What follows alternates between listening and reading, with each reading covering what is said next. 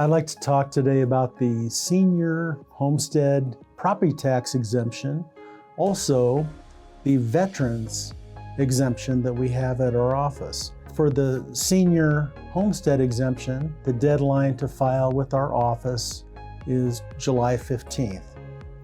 And for the veterans out there that are service-related disabled, 100%, they need to apply with us by July 1st. So this is important because once approved for this exemption, it can work out to be a deduction off your taxes. The way that the senior exemption has worked for 20 years is you had to have lived in your home for 10 years. You had to be 65 and make an application with our office. And once approved, then it knocks off approximately $500 off your tax bill. And it varies by location. So it depends upon the mill levy in that area, how much you get off. Once approved by our office, that stays with the property until the property owner passes away or moves. The difference between the veteran exemption and the senior exemption, the veteran does not have to be 65, and they don't have to wait 10 years. You could be designated 100% service-related disabled by the VA, or you could be designated by the VA as unemployable, they call it.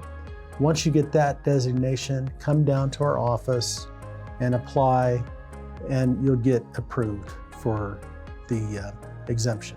New law a couple years ago included what we call Gold Star spouses. So it includes the widow of a service member who died. They would also be qualified for the exemption. This past year, the legislature listened to taxpayers and included a provision for portability. So the legislature passed a law in 2024 that's called the Qualified Primary Senior Residence. That's kind of a mouthful, but it's for 2 years only. And it basically, if you had qualified at a prior residence in 2020 or after, then you can move that exemption to the next residence as well. The deadline for that program to apply with our office has already passed, but we'll take late applications until July 15th on those. So they can still apply, they just won't have an opportunity to appeal if they don't like our decision. So I would like to point people out to our website. If you go to assessor.mesacounty.us, click on the exemption section, and that will take you to a description of what I just tried to outline. There's an application that can be printed out and brought down to our office.